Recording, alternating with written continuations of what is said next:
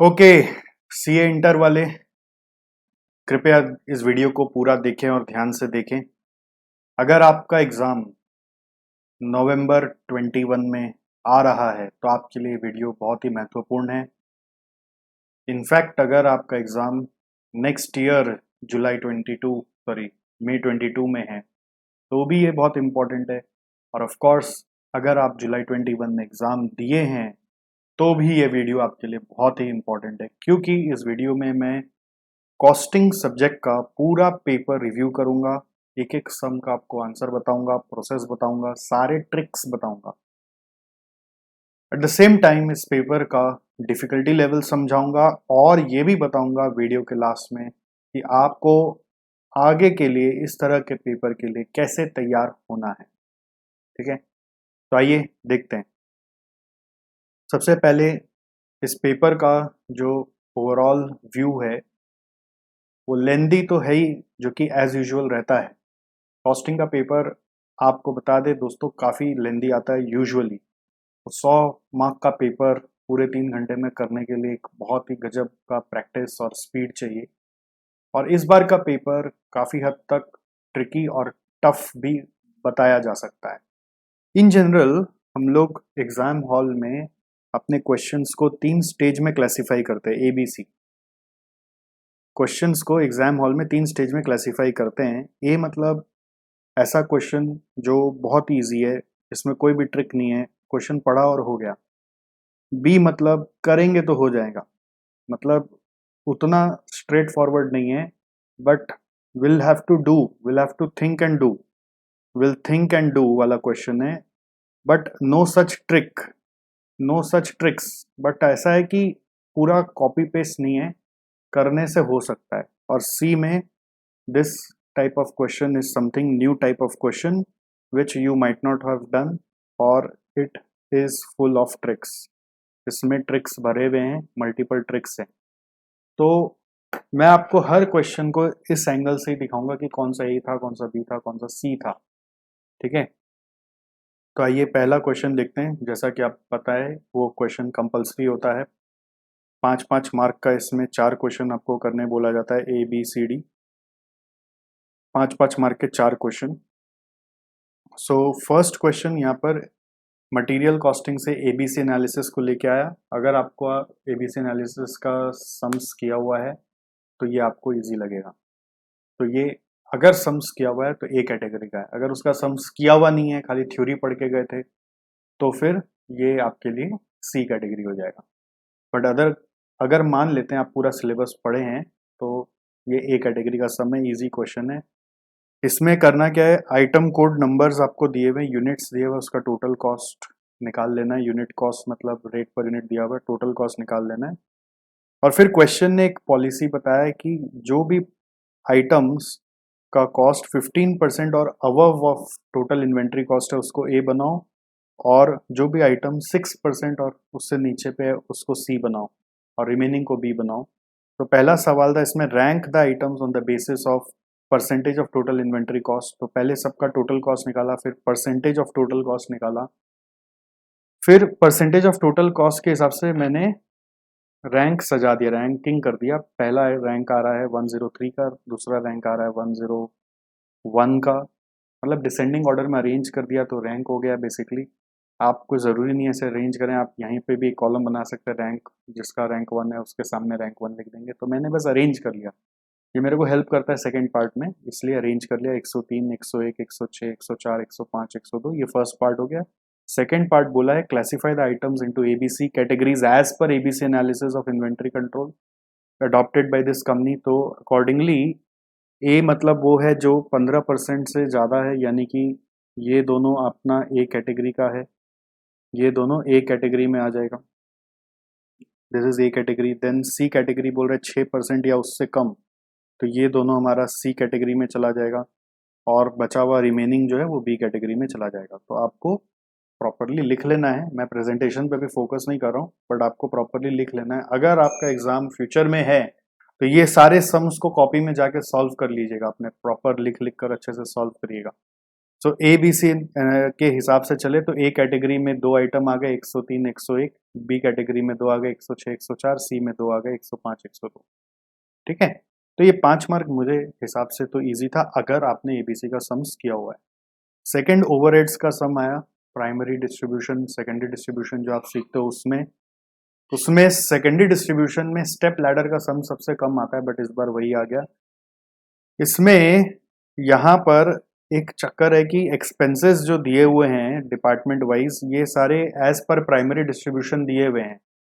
Expenses जो दिए हुए हैं वो एज पर प्राइमरी डिस्ट्रीब्यूशन आपको दिए हुए, यानी कि इनका प्राइमरी डिस्ट्रीब्यूशन के हिसाब से टोटल एक्सपेंसेस आ चुका है। फिर आपको ये नहीं बताया कि एक्सपेंसेस मंथली है कि एनुअल है, तो मैंने यहाँ पे लिख दिया कि इसको अज्यूम करो कि ये एनुअल है, बिकॉज नीचे में कुछ डिटेल्स है उससे ये अजम्पशन करना पड़ेगा उसको फॉलो करने के लिए। तो यहाँ पे एरिया इन स्क्वायर मीटर और नंबर ऑफ एम्प्लॉयज दिया हुआ है। बोल रहा है मेंटेनेंस डिपार्टमेंट के लिए आप एरिया इन स्क्वायर मीटर को बेसिस बनाइए और पर्सनल डिपार्टमेंट के लिए आप नंबर ऑफ एम्प्लॉयज को बेसिस बनाइए। क्वेश्चन क्या बोल रहा है, prepare a statement showing the distribution of expenses of service department to maintenance department using the step ladder method of overhead distribution. अब स्टेप लैडर मेथड अगर आपको याद हो तो उसमें 2 पार्ट होता है, एक पहले रैंक करना पड़ता है किस डिपार्टमेंट का पहले डिस्ट्रीब्यूट होगा और फिर डिस्ट्रीब्यूट करना पड़ता है। तो रैंकिंग करने के लिए नॉर्मली हम लोगों के क्वेश्चंस में कोई बेसिस बता देता है, but in cases of basis is not given, अगर आपका बेसिस न दिया हो तो जो बेसिस दिया उसी के बेस पे चलना पड़ेगा। बेसिस भी यहाँ पे दोनों मैच नहीं कर रहा है, दोनों का आवर्स होता तो जिसका ज़्यादा आवर्स है वो ज़्यादा सर्विस दे रहा होता और उसका रैंक 1 हो जाता, तो जो ज़्यादा मेहनत करता है उसका रैंक 1 हो जाता है। बट इस केस में किसका सर्विस ज़्यादा दिया जा रहा है वो भी नहीं पता चलेगा, बिकॉज दोनों का बेसिस अलग है, एक का एरिया है एक का नंबर ऑफ एम्प्लॉयज है। तो इस तरह का एक क्वेश्चन अपने क्लास में भी करते हैं, कॉर्पोरेट सेल्स और कंज्यूमर सेल्स वाला क्वेश्चन, जिसमें हम लोग percentage of service given by one service department to other service department निकाल के रैंक करते हैं। तो जैसे मेंटेनेंस डिपार्टमेंट का अगर आप देखोगे तो उसके लिए बेसिस दिया वेरिएंट स्क्वायर मीटर, तो उसका अपना एरिया 4 स्क्वायर मीटर का, उसको आप छोड़ के और टोटल जो एरिया में वो मेंटेनेंस देता होगा वो है 12 + 15 + 7 + 6, यानी कि कितना हुआ 12 15 27 7 34 और 6 40, तो टोटल मैंने लिखा 40।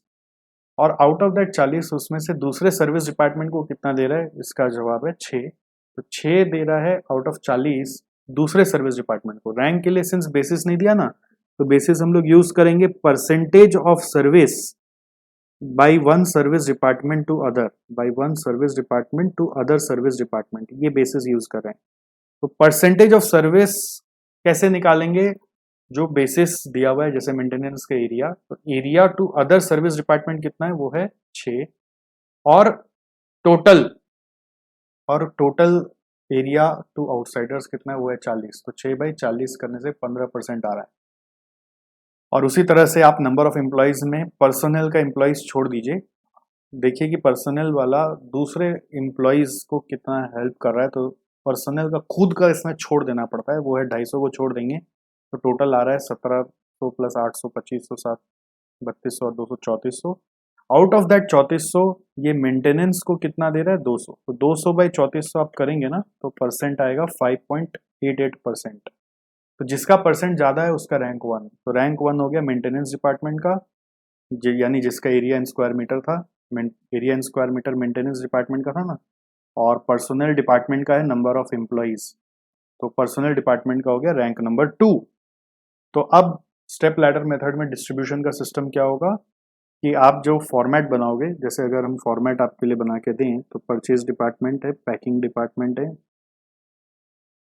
डिस्ट्रीब्यूशन डिपार्टमेंट है, डीडी लिख रहा हूँ, फिर मेंटेनेंस डिपार्टमेंट है, एमडी लिख रहा हूँ, फिर पर्सनल डिपार्टमेंट है, पर्सनल डिपार्टमेंट में पर्सनल लिख दिया, फिर है आपका cost as per primary distribution. Cost as per primary distribution में आपका जो कॉलम का अमाउंट एक्सपेंसेस का दिया हुआ वो अपने लिख देंगे। फिर ऐड होगा, रीअपोर्शनमेंट करना है, पहले रैंक 1 का उठेगा, रैंक 1 है मेंटेनेंस डिपार्टमेंट का, तो मेंटेनेंस डिपार्टमेंट का खर्चा सारे में बटेगा, रेशियो होगा 12 15 7 और 6। रेशियो क्या होगा 12:15:7:6। ऐसे टिक टिक टिक टिक मैं मार रहा हूँ, अभी मैं वर्किंग नहीं कर रहा आपके लिए, मैं आपको पूरा प्रोसेस समझा दूंगा। रैंक टू है आपका पर्सोनल डिपार्टमेंट। पर्सोनल डिपार्टमेंट का फिर जो टोटल कॉस्ट आएगा इन दोनों को ऐड करके, वो आप मेंटेनेंस में मत डालना, वो सिर्फ अपने 3 प्रोडक्शन डिपार्टमेंट्स हैं जो मेन डिपार्टमेंट है उसमें बटेंगे, और उसका रेशियो होगा 8, 17 और 7। 8, 17 और 7, 8, 17 और 7। इस तरह से आपका रीअपोर्शनमेंट कंप्लीट हो जाएगा। आप मुझे क्षमा करिएगा, मैं एग्जैक्ट आंसर सब बहुत जगह नहीं निकाल रहा हूँ, मैं आपको पूरा लेकिन प्रोसेस समझा दूंगा। बस आपको बैठ के ये फिगर्स को वर्कआउट कर लेना है। अगर आप एग्जाम दे के आए जुलाई में, बस आपको प्रोसेस याद आ जाएगा, तो आपको समझ में आ जाएगा कि अगर कैलकुलेशन एरर नहीं किया तो सही है। और बाकी लोग जो आगे एग्जाम दे रहे हैं, आपको बैठ के सम्स करना चाहिए, ठीक है। तो 8, 17 और 7 करने से आपका ये टोटल आ जाएगा, यही पार्ट 1 है। ये रेशियोज भी मैंने यहाँ पे लिखा हुआ है। फिर बोल रहा है क्वेश्चन में, compute the rate per hour of each main department given that the purchase department, packing department, distribution department works for 12 hours a day, 24 hours a day and 8 hours a day respectively, and assume that there are 365 days in a year and there are no holidays. तो यहाँ पर 365 days in a year बोल रहा है, इसका मतलब ही मेरे को लगा कि यहाँ पे ये एक्सपेंसेस पर एनम रहा होगा, वो असम्पशन करना जरूरी था।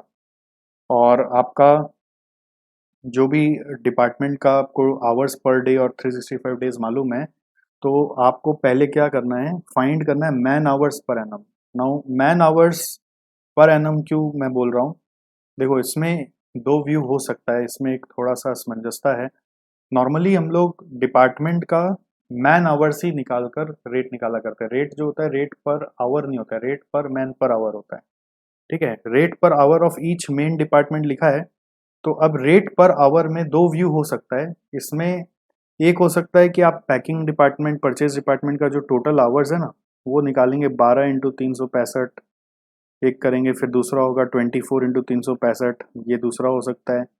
और एक तीसरा हो सकता है 8 इंटू 365, या तो ये आवर्स होगा आपका, इधर this will be the hours of each department. और दूसरा केस हो सकता है कि सिंस सब में नंबर ऑफ एम्प्लॉयज हम लोग को मालूम है, परचेज डिपार्टमेंट, पैकिंग डिपार्टमेंट और डिस्ट्रीब्यूशन डिपार्टमेंट, और ये तीनों डिपार्टमेंट कितना आवर्स वर्क करता है वो मालूम है, तो आप मैन आवर्स पे भी वर्किंग कर सकते हो। मैन आवर्स मतलब क्या हुआ, मैन आवर्स मतलब होगा ये hours into number of employees. Man hours मतलब ये वाला आवर्स 12 इंटू 365। देखो 12 आवर्स डिपार्टमेंट खुला रहता है। अब अगर परचेज डिपार्टमेंट में 800 एम्प्लॉय काम करते हैं, तो टोटल मैन आवर्स क्या होगा, मैन आवर्स पर एनम क्या होगा, 800 आदमी का 12 घंटा के हिसाब से 365 दिन, यहाँ पे 1700 आदमी का 24 घंटा के हिसाब से 365 दिन, ऐसा ही है ना। पैकिंग डिपार्टमेंट का, पैकिंग डिपार्टमेंट का 24 घंटा और डिस्ट्रीब्यूशन डिपार्टमेंट का 8 घंटा है, तो 700 इंटू 8 घंटा के हिसाब से 365 दिन, ये होता है मैन आवर्स। ऑलराइट, तो ये रेट पर आवर बोला है, तो ये क्लियर नहीं है यहाँ पर। अगेन ये ट्रिक है यहाँ पर कि यार ये रेट पर आवर माने आप रेट पर मैन पर आवर लेंगे कि रेट पर आवर लेंगे, सिंस क्लियर नहीं है, तो मुझे लगता है कि इंस्टीट्यूट ऑल्टरनेटिव सॉल्यूशंस देगा बाद में, या तो रेट पर आवर भी कर सकते हो या रेट पर मैन आवर भी कर सकते हो, ऐसा मुझे लगता है। अब एग्जाम में सर हम कौन सा करके आए हैं वो तो आप ही बताएंगे ना, आप कौन सा करके आए हैं। आप क्या तो 12 इंटू 365 से किए होंगे, या तो फिर आप 12 into 365 into number of employees से किए होंगे। तो इसमें क्लैरिटी नहीं है कि कौन सा सही होगा, तो इसीलिए इस सब पेपर को हम लोग फुल ऑफ ट्रिक्स और टफ क्वेश्चंस मानते हैं। इसलिए मैंने इसको बी कैटेगरी माना है कि करने से पार्ट बी तो हो जा रहा है, बट पार्ट सी में ये रेट पर आवर स्टूडेंट को अपरेंटली पढ़ के ट्रिक नहीं लगा होगा। हो सकता है आपने मैन आवर सोचा ही नहीं होगा, हो सकता है आपने 12 इंटू 365 ही किया होगा, और ये भी हो सकता है कि 12 इंटू 365 आपके लिए करेक्ट भी माना जाएगा। तो ये मैंने एक व्यू पॉइंट दिया कि रेट पर मैन पर आवर भी निकाला जा सकता है जब नंबर ऑफ एम्प्लॉयज हमें मालूम है, ठीक है। अभी अज्यूम करते हैं कि आप रेट पर आवर ही निकाल रहे हैं, पर मैन पर आवर नहीं निकाल रहे हैं, तो ये 12 इंटू 365 से ही आप कर लो। फिर जो भी कॉस्ट यहाँ पे आया ऊपर में, वो रीडिस्ट्रीब्यूशन करने के बाद उसको इस आवर से डिवाइड करोगे तो रेट पर आवर आ जाएगा। और मैन आवर से करना है तो इन मैन आवर से डिवाइड करना होगा। मेरे नज़र में दोनों आंसर सही है, क्योंकि क्वेश्चन बहुत ज़्यादा क्लियर नहीं है। ओके, तो सेकंड पार्ट में फैक्चुअली 5 मार्क के लिए इसको करने में टाइम बहुत लगता है, इसका भी ध्यान रखिएगा।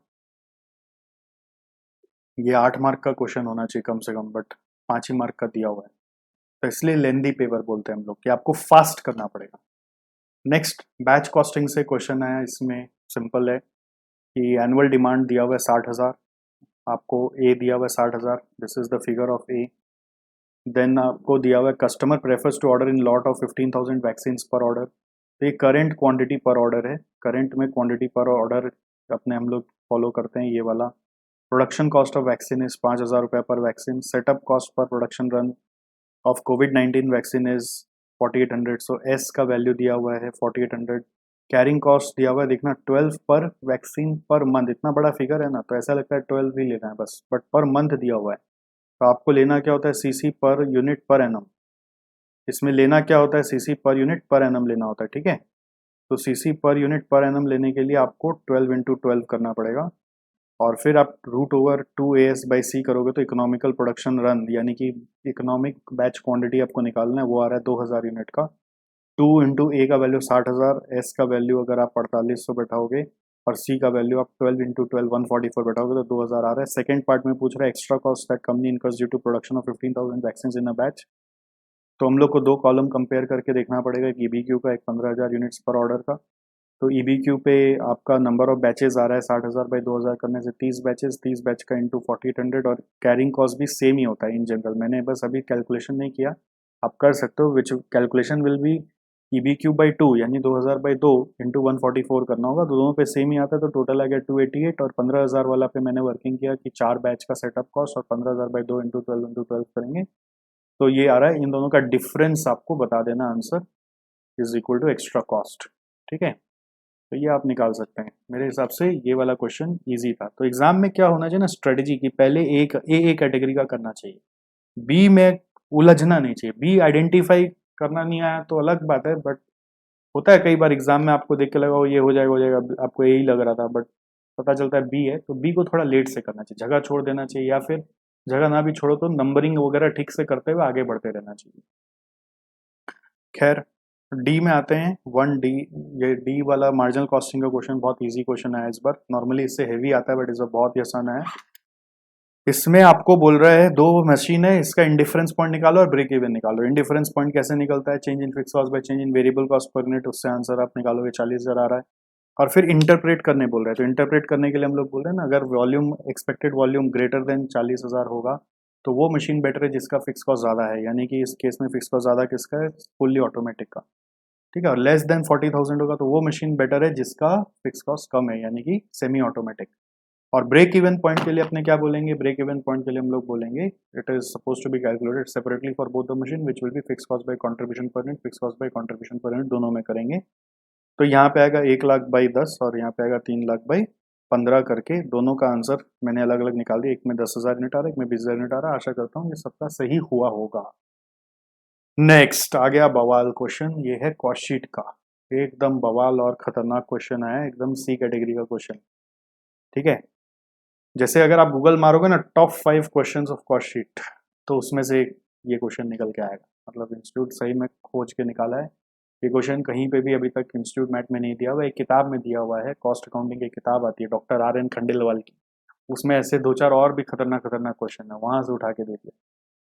खैर मैं आपको इसका पूरा फॉर्मेट समझा दूंगा।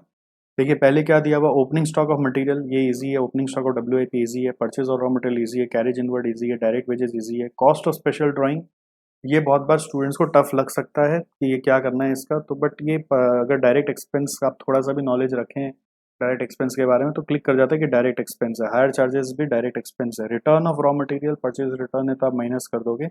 नया चीज आया देखो कैरेज ऑन रिटर्न, इसके ऊपर पहले कभी काम नहीं पड़ा, कैरेज ऑन रिटर्न को बहुत स्टूडेंट्स हो सकता है रिटर्न से एडजस्ट करें बट इसको फैक्ट्री ओवरहेड्स में ट्रीट किया गया है, ये सर कहाँ से पता चलता है, ये वो उस किताब का जब सोल्यूशन देखते हैं ना, अपने पास तो सारे किताब रहते हैं तो हम लोग को याद रहता है कि कौन सा सम कहाँ से उठा के डाला हुआ है, कौन सा कहाँ से गूगल से लिया हुआ है, ऐसे अपने को पता चल जाता है, तो वहाँ पे उस किताब में फैक्ट्री ओवरहेड ट्रीट किया हुआ है, तो हम उसी हिसाब से फैक्ट्री ओवरहेड आपको बता रहे हैं।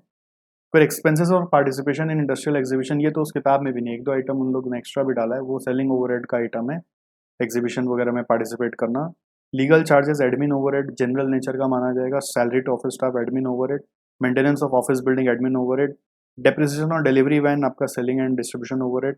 लीगल चार्जेस को मैंने हाईलाइट इसलिए किया है क्योंकि हम लोग इन जनरल जब रिकॉन्सिलेशन करते हैं ना, तो उसमें जब फाइनेंशियल पीएल में लीगल चार्ज दिया हुआ होता है तो उसको अपने कॉस्टिंग में कहीं नहीं दिखाते हैं इन जनरल, इसलिए लीगल चार्जेस जब कॉस्ट शीट का सम में आप देखो तो आपको वहां से लिंक होकर लगेगा कि कॉस्ट शीट में नहीं दिखाना है, बट एक्चुअली कॉस्ट शीट में उसको एडमिन ओवरहेड में दिखा देते हैं। इसके लिए अपने कॉस्ट शीट का एक प्रैक्टिस क्लास भी किए थे हाल में, अगर आप हम लोगों को फॉलो कर रहे हैं तो हमारे यूट्यूब चैनल पे हर चैप्टर का प्रैक्टिस क्लास हम लोग इंस्टीट्यूट मैट आरटीपी एमटीपी का जितना क्वेश्चन है सब करा रहे हैं, तो कॉस्ट शीट का प्रैक्टिस क्लास में भी इसके पीछे डिस्कशन हुआ था। नेक्स्ट आ रहा है warehousing charges selling overhead है, stock of raw material closing stock है, stock of WIP closing stock है।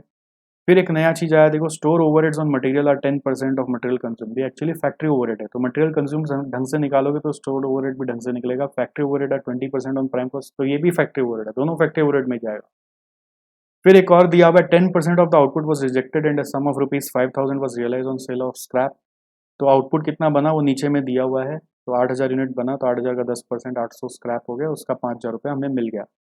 फिर बोल रहा है एक नया 10% of finish product was found to be defective, 10% of finish product defective निकला, तो 10% ऑफ फिनिश प्रोडक्ट मतलब कितना का 8,000 में से तो 800 आपका स्क्रैप ही हो गया, तो 10% ऑफ फिनिश प्रोडक्ट का मतलब क्या हुआ, 10% ऑफ फिनिश प्रोडक्ट मतलब हुआ 10% ऑफ 7,200, 10% ऑफ फिनिश प्रोडक्ट का मतलब हुआ 10% of 7,200 was found to be defective and the defective products were rectified at an additional expenditure which is equivalent to 20% of proportionate direct wages। ये बहुत ही खतरनाक working है, इसको एक तरह से आप रिवर कॉस्ट बोल सकते हो। कुछ डिफेक्ट निकले थे 720 यूनिट, वो 720 यूनिट को सुधारा गया तो उससे प्रोडक्शन बढ़ा नहीं, देखो 8,000 बनाया उसमें से 10% तो चला गया, 7,200 बचा, तो 7,200 में 720 डिफेक्टिव निकला तो उसको सुधारा, तो टोटल प्रोडक्शन 7,200 ही रहा, टोटल प्रोडक्शन 7,200 प्लस 720 नहीं हुआ, टोटल प्रोडक्शन अभी भी 7,200 ही रहा, बट 720 को सुधारा, तो उसको सुधारने के लिए आपको क्या चाहिए, उसको सुधारने के लिए खर्चा चाहिए, वो खर्चा कितना होगा, वो बोल रहे 20% ऑफ प्रोपोर्शनेट डायरेक्ट वेजेस, तो वो कैसे होगा मैं आपको समझाऊंगा। क्वेश्चन बोल रहा है कॉस्ट शीट बनाओ और ये सारा हेड्स दिखाओ, तो देखो मैंने एक फॉर्मेट आपके लिए पूरा सजा दिया है, मैंने बस फिगर्स नहीं बैठाया, वो आप बैठा के अपने आप करेंगे तो आपको समझ में आ जाएगा। तो डायरेक्ट मटेरियल में ओपनिंग स्टॉक है, ऐड परचेज है, ऐड कैरेज इनवर्ड है, लेस रिटर्न्स है, लेस क्लोजिंग स्टॉक है, करके मटेरियल कंज्यूम्ड आ जाएगा, ये टिक मारा हुआ है, आप ऐसा समझ लीजिए, इनर कॉलम आउटर कॉलम करके आप प्रेजेंटेशन कर सकते हैं, ठीक है। सो यहाँ पे मटेरियल कंज्यूम्ड आ जाएगा, वेजेस का अमाउंट मुझे मालूम था, मैंने लिख दिया 120, कॉस्ट ऑफ स्पेशल ड्राइंग और हायर चार्जेस डायरेक्ट एक्सपेंस के हेड में आ जाएंगे, तो ये अमाउंट यहाँ पे बैठ जाएगा, तो तीनों का टोटल करेंगे तो प्राइम कॉस्ट आ जाएगा, ठीक है। फिर प्रोडक्शन ओवरहेड में देखो 3 आइटम आ रहा है, कैरेज ऑन रिटर्न, मैंने जैसे बोला था कि वो बुक में फैक्ट्री ओवरहेड डाला हुआ तो अपने भी फैक्ट्री ओवरहेड डालते हैं, आपको नया सीखने को मिल रहा है, हो सकता है आपने मटेरियल में एडजस्ट कर दिया होगा, अब उससे नंबर मिलेगा कि नहीं मिलेगा मैं नहीं जानता हूँ, बट जो बुक में किया हुआ मैं आपको वो बता रहा हूँ, कैरेज ऑन रिटर्न है। फिर stores overhead 10% on material consume, तो मटेरियल कंज्यूम जो आएगा उसका 10% करोगे तो स्टोर्स ओवरहेड आएगा। फिर प्राइम कॉस्ट जो आएगा उसका 20% करोगे तो, और एक फैक्ट्री ओवरहेड जो क्वेश्चन में दिया हुआ था वो आएगा, तो इन तीनों को लेकर आपका टोटल फैक्ट्री ओवरहेड बनेगा, इन दोनों को जोड़ोगे तो ग्रॉस वर्क्स कॉस्ट बोल सकते हो आप। Add opening WIP less closing WIP करोगे तो यहाँ पर आपका नेट ये दोनों मान लीजिए यहीं पे कर दिया, तो इससे आपका नेट वर्क्स कॉस्ट आ जाएगा। अब नेट वर्क्स कॉस्ट के सामने मैंने लिख दिया कि यूनिट्स हमारा कितना बना है 8,000, उसमें से 800 स्क्रैप हो गया, जो रिजेक्ट होना था रिजेक्ट होके स्क्रैप हो गया, और उसका रियलाइजेबल वैल्यू जो मिला वो मैंने माइनस कर लिया, 7,200 यूनिट का कॉस्ट आ गया। अब इस 7,200 यूनिट में से 10% डिफेक्टिव निकला जिसको अपने ठीक कर रहे हैं, तो यूनिट 7,200 का 7,200 ही रहेगा, बट 10% ऑफ 7,200 यूनिट को ठीक करे, उसका ठीक करने का जो कॉस्ट है उसको आप रिवर कॉस्ट बोल सकते हो, उसको क्वालिटी कंट्रोल कॉस्ट भी आप बोल सकते हो, it can be also named in the head of quality control cost. नए कॉस्ट शीट फॉर्मेट की क्लास मैंने आपको कराई है अभी ये प्रैक्टिस क्लासेस में, तो वो नए कॉस्ट शीट फॉर्मेट के हिसाब से आप चलोगे तो क्वालिटी कंट्रोल कॉस्ट भी बोल सकते हो, या फिर आप इसको फैक्ट्री ओवरहेड वापस से बुला सकते हो, तो फैक्ट्री ओवरहेड भी बुला सकते हो, इंस्टीट्यूट मेरे हिसाब से इसको फैक्ट्री ओवरहेड लिखने से भी मार्क्स देगा। तो सर फैक्ट्री ओवरहेड तो ऊपर चला गया, एक और फैक्ट्री ओवरहेड आएगा, इसको एडिशनल फैक्ट्री ओवरहेड बोल के बुलाया जाएगा, और वो नीचे में लिखना पड़ेगा, उसको आप ऊपर में नहीं लिख सकते। तो उसका कॉस्ट क्या होगा, बोला था प्रोपोर्शनेट डायरेक्ट वेजेस, तो डायरेक्ट वेजेस का अमाउंट अपने को मालूम था 1,20,000, टोटल प्रोडक्शन हमारा कितना 8,000 यूनिट, 8,000 यूनिट के लिए 1,20,000 था, तो 720 यूनिट के लिए कितना डायरेक्ट वेजेस होगा, प्रोपोर्शनेट डायरेक्ट वेजेस कितना होगा, 1,20,000 डिवाइड बाई 8,000 इंटू 720 यूनिट, और उसका 20% लेना है। क्वेश्चन क्या बोला है, 20% of proportionate direct wages. Proportionate direct wages 1,20,000 8,000 का है, तो डिवाइड बाई 8,000 इंटू 720 करेंगे तो प्रोपोर्शनेट डायरेक्ट वेजेस आएगा, और उसका 20% आपको करना है। तो ये बहुत ही खतरनाक कैलकुलेशन था। इससे आपका रिवर कॉस्ट आएगा, इसके बाद आपका नेट कॉस्ट ऑफ प्रोडक्शन आ गया, फिर एडमिन ओवरहेड का जितना अमाउंट था वो सबको आप ऐड करोगे, 3 फिगर था, सेलिंग ओवरहेड का भी 3 फिगर था, उसको ऐड करोगे, कॉस्ट ऑफ सेल्स आएगा। मैंने फिगर इंटेंशनली नहीं लिखा, मैं चाहता हूँ कि आप इस वीडियो को देखने के बाद अपने से प्रयास करें, सम क्वेश्चन पेपर को लेके बैठें और अपने कॉपी में उतारें सबको, अगर आपका एग्जाम नवंबर में या आने वाला पीरियड में है तो। बिकॉज जब तक करेंगे नहीं तब तक बनेगा नहीं, खाली देखने से काम नहीं होगा। जुलाई वालों को तो खाली फ्लो समझ में आ गया, तो उनको समझ में आ जाएगा कि उनका सही हुआ है कि नहीं हुआ है, बट आगे के लिए तैयारी कैसे करनी है इसको कॉपी में करना है, ठीक है। तो ये क्वेश्चन थोड़ा सा ट्रिकी क्वेश्चन था, मतलब ऐसा हो रहा है ना कि पूरा 100 मार्क का पेपर अगर हम खोजने जाएं कि सारा का सारा मेरा किया हुआ में से हो जाए, तो ऐसा हो नहीं रहा है, ये इस पेपर का विडंबना है, ठीक है। कहीं ना कहीं ऐसा 3 ही क्वेश्चन हो पा रहा है, मतलब 2 क्वेश्चन तो कहीं ना कहीं झुला ही दे रहा है। जैसे क्वेश्चन नंबर 2 का ए अटका देगा, तो ए मन से करे नहीं जाएंगे, थोड़ा बहुत तो कहीं मिस्टेक हो गई उसमें, बट बी इसका बहुत ईजी आ गया, सी इसका बहुत ईजी आ गया, ठीक है। तो जॉइंट प्रोडक्ट बाई प्रोडक्ट का ये क्वेश्चन है, इसमें क्या है कि देखो आपका 4 प्रोडक्ट दिया हुआ है, फर्दर प्रोसेसिंग कॉस्ट है, sales at split off point और सेल्स आफ्टर फर्दर प्रोसेसिंग का फिगर दिया हुआ है। क्वेश्चन बोलता है आइडेंटिफाई करो the products which can be further processed for maximising profit and make suitable suggestion. तो सिर्फ डिसीजन ही तो लेना है फर्दर प्रोसेस करना है कि नहीं करना है, तो उसके लिए इंक्रीमेंटल प्रॉफिट निकालते हैं। कैसे निकालते हैं, इंक्रीमेंटल सेल्स वैल्यू, इन दोनों का डिफरेंस लेंगे which is called as incremental sales value, उसको फर्दर प्रोसेसिंग कॉस्ट से सब्ट्रैक्ट करेंगे, तो आपका इंक्रीमेंटल प्रॉफिट आएगा। तो मैंने ये कर लिया, 1,20,000 माइनस 20 किया तो 1,00,000, 1,00,000 माइनस 80,000 किया तो 20,000, सेकंड केस में 28,000 माइनस 32,000 किया तो -4, थर्ड केस में 20,000 माइनस 36,000 किया तो 16,000 नेगेटिव, और फोर्थ केस में तो ये फर्दर प्रोसेस होता ही नहीं है इसका, सिंस फर्दर प्रोसेसिंग कॉस्ट दिया हुआ ही नहीं है। सो इसमें जॉइंट कॉस्ट जो दिया हुआ है इसका कुछ भी नहीं करना है, it is irrelevant for further processing decisions, this has got no use. Unnecessary कुछ बच्चे इसको लेके अपोजन करने के ताक में चले गए होंगे, बट अपोजन करने का जरूरत नहीं है। इंक्रीमेंटल प्रॉफिट आ गया आपका पॉजिटिव और नेगेटिव, नेगेटिव से आपको समझ में आ जाएगा कि वो प्रोडक्ट को फर्दर प्रोसेस नहीं करना है। तो सजेशन क्या होगा, only S should be further processed, only S should be further processed, बाकी को आप स्प्लिट ऑफ पे बेच दो, बाकी को आप स्प्लिट ऑफ पे बेच दो, ठीक है। तो ये जॉइंट प्रोडक्ट का बहुत ही आसान क्वेश्चन था। नेक्स्ट क्वेश्चन आपका ये लेबर कॉस्टिंग का, यानी एम्प्लॉय कॉस्ट चैप्टर का लेबर टर्नओवर रेट पे आया है।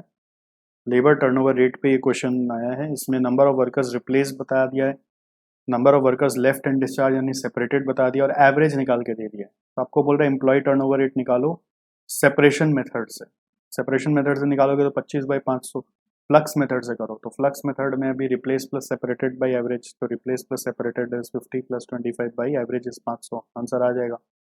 फिर एक और बोलता है इक्विवेलेंट एम्प्लॉय टर्नओवर रेट निकालो, इसका मतलब होता है एनुअलाइज करो उसको, एनुअल टर्नओवर रेट, ठीक है। इसके ऊपर क्वेश्चन सब आरटीपी एमटीपीज में दिया हुआ है, ये सब की प्रैक्टिस क्लासेस में इसीलिए करा रहा हूँ लगातार आपका, कि आपका एग्जाम के लिए आपको काम आ जाए। और अगर आप मान लीजिए पहले नहीं किए हैं ये सब प्रैक्टिस क्लास, तो उम्मीद करता हूँ कि आपने इंस्टीट्यूट मैथ सारा सॉल्व किया होगा बिफोर गोइंग टू एग्जाम। अगर आपने लेटेस्ट इंस्टीट्यूट मैथ सब सॉल्व किया हुआ है तो फिर भी काफ़ी कुछ क्रैकेबल था, एक्सेप्ट दैट कॉस्ट क्वेश्चन। तो इक्विवेलेंट एम्प्लॉय टर्नओवर रेट बोल रहा है above given that the organisation was set up on 31 January 2021। इसका मतलब ये जो डेटा है फिर 2 महीने का है, इसका मतलब ये टर्नओवर रेट हुआ 2 महीने का। तो इक्विवेलेंट करने के लिए आपको क्या करना होगा, 2 महीने का अगर वो है तो 12 महीने का क्या होगा, तो डिवाइड बाई 2 इंटू 12। तो मैंने एक शॉर्टकट में लिख दिया है इंटू 12/2 करना है आपको, किसमें, एक बार सेपरेशन मेथड में भी और एक बार आपको फ्लक्स मेथड में भी। फॉर 1 अबव आपको जो भी आंसर आया था 25/500 से, उस परसेंट को इंटू 12/2 करना है, और फ्लक्स में भी इंटू 12/2 करना है, क्योंकि वो डेटा 2 महीने का माना जाएगा। तो इक्विवेलेंट यहाँ पे क्लियर करने के लिए लिखना चाहिए था ऐसे, equivalent annual employ turnover rate, तो वर्ड मिसिंग है, बट अगर ऐसा सम आपका किया हुआ है तो आपको इजी लगेगा, ठीक है। ये सब तो पहले हम लोग जो रैपिड रिवीजन क्लास कराए थे उसमें भी ये वाला चीज को कराया हुआ है आपका। नेक्स्ट 3A रिकॉन्सिलेशन से सम आया है। ये रिकॉन्सिलेशन में फाइनेंशियल पीएल ऑलरेडी बना के दिया हुआ है, तो उसमें कोई ट्विस्ट नहीं है, एकदम आराम से समझ में आ रहा है। बट यहाँ पर फैक्ट्री ओवरहेड्स और एडमिन ओवरहेड, सेलिंग ओवरहेड को लेकर वो फिक्स वेरिएबल वाला ब्रेकअप दिया हुआ है। ऐसा सम भी आपको कराया हुआ रहता है, कई बार आप क्लास में किए हुए हैं, रिविजन में भी आप किए हैं इसको। तो इसमें नॉर्मल कैपेसिटी 20,000 है और एक्चुअल प्रोडक्शन देखो 15,000 का हुआ होगा, तभी 15,000 सेल हुआ। फिर यहाँ पे लिख भी दिया कि indirect expenses are absorbed in cost account on the basis of normal production capacity. और एक नया चीज दिया हुआ है notional rent on own premises, जिसको आप फैक्ट्री ओवरहेड बना सकते हो या फिर आप अलग से भी कॉस्ट शीट में दिखा सकते हो। तो आपको पहले करना है क्या, फिक्स वेरिएबल का ब्रेकअप ले लेना है और फिक्स वाले को ही खाली हम लोग प्रोपोर्शनेट करते हैं, वेरिएबल वाला एज इट इज रहता है, आपको याद होगा इसका ट्रीटमेंट। तो वेरिएबल वाला अमाउंट 1,30,000 आ रहा है, 260 का आधा आधा किया, तो फिक्स को 1,30 इंटू 15,000 बाई 20,000 करना है, वेरिएबल 1,30 ही रहेगा। एडमिन ओवरहेड 1,05,000 यहाँ पे दिया हुआ है, तो इंटू 15 बाई 20 करना है। सेलिंग ओवरहेड कंप्लीटली वेरिएबल है, तो एज इट इज रहेगा, उसमें चेंज नहीं होगा। जो वेरिएबल है उसमें चेंज नहीं होता, फिक्स वाले को ही खाली अपने एब्जॉर्ब करते हैं on the basis of production capacity. तो उससे एक अमाउंट तीनों का निकल आया और कॉस्ट शीट में बैठा के बना दिया। डायरेक्ट मटेरियल का 6.5 लाख यहाँ से देख लिया, डायरेक्ट वेजेस का 3.5 लाख ले लिया, प्राइम कॉस्ट आ गया, फैक्ट्री ओवरहेड का यहाँ से 227,500 ले लिया, नोशनल रेंट में अलग से एक तो लिख दिया। ठीक है, रिकॉन्सिलेशन में अलग से एक आइटम दिखाना चाह रहा था इसको लेकर। फिर आपका एडमिन ओवरहेड का अमाउंट 78,750 ले लिया, सेलिंग ओवरहेड का 85,000 ले लिया, WIP वगैरह यहाँ पर है ही नहीं। ठीक है, तो बस आपका cost of sales, profit sales आ जाएगा। अब उसको लेकर फाइनेंशियल पीएल से रिकॉन्साइल करना है, वो मुझे दिखाने का जरूरत नहीं लगा। अगर आपका कॉस्ट शीट सही सही बन गया तो रिकॉन्सिलेशन तो आप कर ही देंगे। ठीक है, मैंने फॉर्मेट आपको बता दिया। अब आपको इसको बैठ के खटाखट बस कैलकुलेटर में करके कॉपी में भले ही रफली कर लो, बट करके एक बार करके रख दो कि जुलाई 21 का पेपर आपने सॉल्व किया था। ये क्वेश्चन फिर भी ओवरऑल जैसे 3 नंबर क्वेश्चन करने लायक क्वेश्चन था पूरा, मतलब आराम से हर कोई बच्चा इसको कर लेगा। एक्टिविटी बेस्ड कॉस्टिंग का फिर ये 10 मार्क का क्वेश्चन है, तो ये भी मैं ए कैटेगरी तो नहीं बोलूँगा, बहुत सिंपल, मतलब ऐसा सेम टू सेम सम किया हुआ नहीं है, इसलिए मैं इसको बी कैटेगरी बोलूँगा। इसको भी मैं बी इसलिए बोल रहा हूँ क्योंकि इसमें ये नोशनल रेंट का एक ट्रिक घुस गया। अगर कोई सम में एक भी ट्रिक नहीं है तो मैं उसको सी बोलता हूँ, अगर इसमें कुछ भी ट्रिक है मैं उसको बी बोलता हूँ। ठीक है, और बहुत ज़्यादा टेक्निकल है तो उसको सी बोलता हूँ। तो यहाँ पर आप देखिए एक्टिविटी 3 दिया हुआ है, उसका कॉस्ट ड्राइवर कैपेसिटी दिया हुआ है, एक्टिविटी वाइज कॉस्ट दिया हुआ है, तो कॉस्ट और कॉस्ट ड्राइवर कैपेसिटी को डिवाइड मारे रेट आ गए।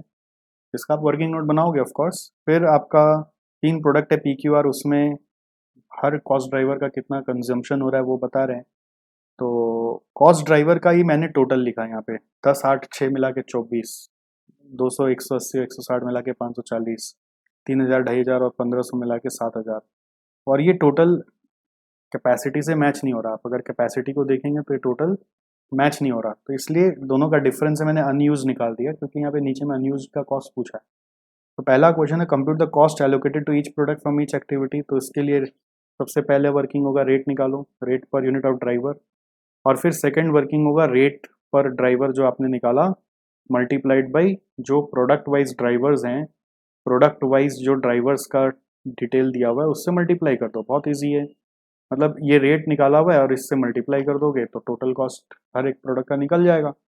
तो मैंने ऐसा मल्टीप्लाई नहीं किया, आप बोलेंगे तो एक का मैं करके आपको दिखा सकता हूँ, यहीं पे टोटल करके दिखा सकता हूँ। जैसे 10 इंटू 10,000 होगा 1,00,000, फिर 200 इंटू 300 करेंगे तो 60,000, फिर 3,000 इंटू 30 करेंगे तो 90,000, तीनों मिला के आ रहा है 2.5 लाख। उसी तरह से 8,000 इंटू 10 करेंगे 80,000, 180 इंटू 300 करेंगे 55,000, 2,500 इंटू 30 करेंगे 2,09,000, लाइक दिस। इसे थर्ड वाला आप कर सकते हैं। तो फर्स्ट पार्ट हो गया। सेकेंड पार्ट में बोल रहा है कॉस्ट ऑफ अनयूज कैपेसिटी, तो बस इसी रेट को अगर आप अनयूज कैपेसिटी से मल्टीप्लाई कर दोगे तो कॉस्ट ऑफ अनयूज कैपेसिटी आ जाएगा। 6,000 इंटू 10 60,000, प्लस 300 इंटू 60 18,000, 78 हुआ, और 30,000 जोड़ देंगे तो 1,08,000 आ रहा है। तो ये सेकेंड पार्ट का आंसर हो गया। This is the answer for second part. First part का आंसर मैंने आपको यहाँ पे बता दिया।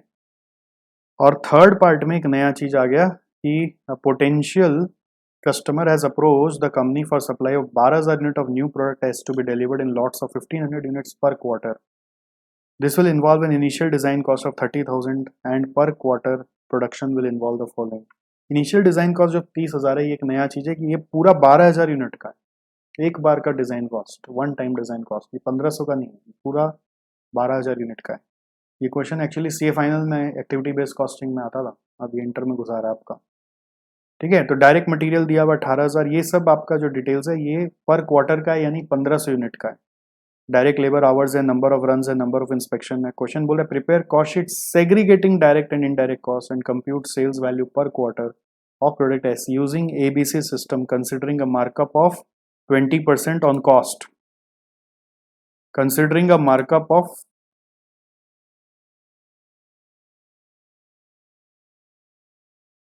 20% ऑन कॉस्ट। ठीक है, तो बेस्ड ऑन ऑल दीज हम लोग को कैसे करना है, डायरेक्ट मटेरियल मैंने लिख दिया 18,000, पर यूनिट निकाला कैसे, 1500 से डिवाइड करके, क्योंकि ये सब पर क्वार्टर है, पर क्वार्टर में 1500 यूनिट्स है, पर क्वार्टर मतलब ये सारा डिटेल्स 1500 यूनिट्स का है। तो 18,000 बाई 1500 किया, 12 रुपये आया। फिर देखिए डायरेक्ट इनडायरेक्ट अलग करने बोल रहा है, इनिशियल डिज़ाइन कॉस्ट को डायरेक्ट एक्सपेंस माना जाएगा, ये चीज़ एक नया था। कोई भी प्रोडक्ट का स्पेशल मोल्ड डिज़ाइन ये सब डायरेक्ट एक्सपेंस होता है, उसको डायरेक्ट एक्सपेंस बोल के डाला, हेडिंग देना होगा डायरेक्ट कॉस्ट। क्वेश्चन में बोला है सेग्रीगेट करो डायरेक्ट इनडायरेक्ट को, तो डायरेक्ट एक्सपेंसेस में जाएगा इनिशियल डिज़ाइन कॉस्ट, उसका कॉस्ट है 30,000। तो 1500 यूनिट के लिए क्या होगा, 30,000 डिवाइड बाई 12,000 इंटू 1500 करेंगे 3750, या फिर 30,000 बाई 12,000 कर दो तो पर यूनिट आ जाएगा 2.5 रुपया। तो 2.5 रुपया पर यूनिट में लिखकर आप 1500 से मल्टीप्लाई कर सकते हैं।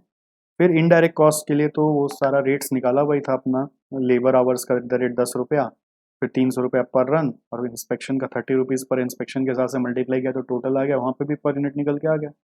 और इन सबको जोड़ेंगे टोटल कॉस्ट आ जाएगा, मार्कअप 20% बोला है तो 20% ऐड करेंगे, सेलिंग प्राइस आ जाएगा। तो इसमें कुछ ऐसे हार्ड नहीं है, बस यही था कि डिज़ाइन कॉस्ट में मिस्टेक हो सकता है कि पूरा 30,000 लेना है वन टाइम, कि 30,000 को ऐसे इंटू 1500 बाई 12,000 करना है। अब आपने कहाँ पे मिस्टेक किया मेरे को कमेंट बॉक्स में ज़रूर बताइएगा, मुझे जानना है, इंटरेस्ट आता है, पता चलता है कि बच्चे का सोच कैसे जा रहा है पेपर में, उस हिसाब से फिर पढ़ाने में फ़ायदा होता है हम लोग को। बच्चों के मिस्टेक से तो मालूम पड़ता है ना कि पढ़ाने का हम लोग का लेवल क्या होना चाहिए, जिससे कि भविष्य में बच्चों के मिस्टेक्स ना हो। ओके, तो इस तरह से 3 क्वेश्चन अभी मैंने रिव्यू कर लिया। फोर्थ क्वेश्चन में आ रहे। फोर्थ क्वेश्चन प्रोसेस कॉस्टिंग का और इजी क्वेश्चन है। अगेन अपने क्लास में एक सम करते हैं जिसमें आपको याद हो, फाइंड करते हैं नॉर्मल लॉस, और एक क्वेश्चन होमवर्क में था जो इस तरह का क्वेश्चन था, तो दोनों को पंच करके क्वेश्चन बनाया गया, 2 क्वेश्चन को पंच करके एक बनाया गया। तो यहाँ पे क्या हो रहा है, कंपनी का बोल रहा है प्रोसेस में 3 प्रोसेस है, मटेरियल कंज्यूम डायरेक्ट वेजेस दिया हुआ है, ओवरहेड का 15,750 जिसका चार्ज करने का मेथड बोल दिया 150% ऑफ वेजेस, फिर 15,000 units at ₹2 were introduce to process X. ये मटेरियल कंज्यूम से बहुत बार अगर वो सम प्रैक्टिस नहीं किया हो ना, तो उसमें उसमें भी उस समय होमवर्क देते हैं, उसमें भी डाउट आता है आपका। वही चीज़ यहाँ पे कि 15,000 यूनिट्स एट द रेट 2 रुपये, यहाँ पे एक इनपुट बोल के अलग से आएगा, और मटेरियल कंज्यूम्ड आप एक तरह से इनडायरेक्ट मटेरियल जैसा सोच के चलो। इस 15,000 यूनिट्स एट द रेट 2 रुपये को 2600 से लिंक मत करना। फिर output of each process passes to next process and finally 12,000 units were transfer to finish stock account from process Z. No stock of material और WIP was left at the end. The following additional information is given below. XYZ में देखो y का normal loss का percent गायब कर दिया है और वैल्यू ऑफ स्क्रैप दिया हुआ है, तो ये अपने एक सम करते थे अलग से जिसमें सिर्फ परसेंटेज ऑफ नॉर्मल लॉस निकालते थे, उसी चीज़ को यहाँ पे घुसा दिया है। और ये वाला एक अलग हम लोग का सम होता था जिसमें से प्रोसेस अकाउंट बनाते थे, तो दोनों को मिक्स कर दिया। You are required to find out the percentage of wastage in process y given that the output of y is transfer to z at ₹4। तो ये आपका हिंट है to find out the normal loss percent. तो मैंने इसके लिए process account draw किया। देखो प्रोसेस अकाउंट में आप मेरे कर्सर को फॉलो करो। 15,000 यूनिट इंट्रोड्यूस किया एट द रेट 2 रुपये, तो 30,000 रुपया हुआ। फिर आपका मटेरियल का कॉस्ट 2600 रुपया, वेजेस का कॉस्ट 4,000, ओवरहेड का कॉस्ट उसका 150% ऑफ वेजेस, तो ये आपका ओवरहेड कॉस्ट आ गया। फिर नॉर्मल लॉस का यहाँ पे दिया हुआ था 6%, तो 6% ऑफ इनपुट यानी 15,000 का 6% 900, उसका स्क्रैप रेट दिया हुआ 1.1, तो 900 का इंटू 1.1 करने से 990।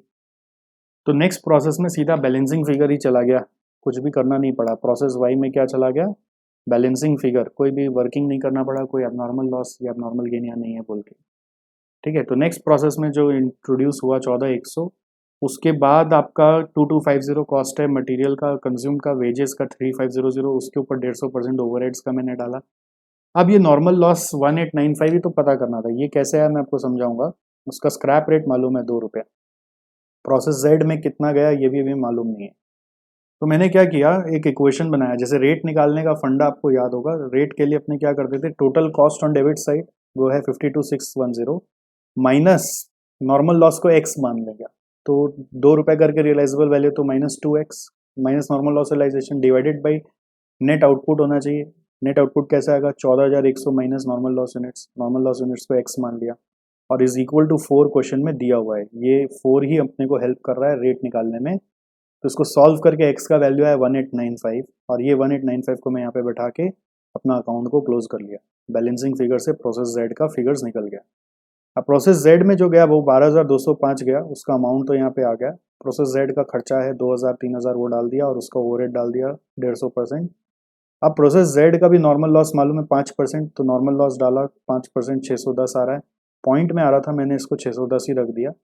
फिर उसका स्क्रैप रेट है 610, तो बोल रहा है प्रोसेस जेड से आगे जो जा रहा है फिनिश गुड्स में वो 12,000 यूनिट अल्टीमेटली जा रहा है, तो 12,000 यूनिट्स एफजी अकाउंट में डाला तो मेरे एबनॉर्मल गेन निकल आए हैं यहाँ पर, और एबनॉर्मल गेन का फिर मुझे रेट निकालना पड़ा, और वो रेट निकालने का फंडा वही है, total cost on debit side which is 48,820 plus 2,000 plus 3,000 plus 4,500, आप देखो 48,820 प्लस 5,000 प्लस 4,500 माइनस 610, ये आ रहा है 57,710 divided by net estimated output which is 12,205 minus 610 करके 11,595 आ रहा है, तो दोनों को डिवाइड करके 4.98 आया, इससे एबनॉर्मल गेन का वैल्यू आ गया, और बैलेंसिंग फिगर किया तो फिनिश गुड्स का वैल्यू आ गया। बहुत बार ऐसे भी करते हैं, फिनिश गुड्स में 12,000 इंटू 4.98 आप कर सकते हो, और बैलेंसिंग फिगर आप एबनॉर्मल गेन में भी डाल के अकाउंट क्लोज कर सकते हो।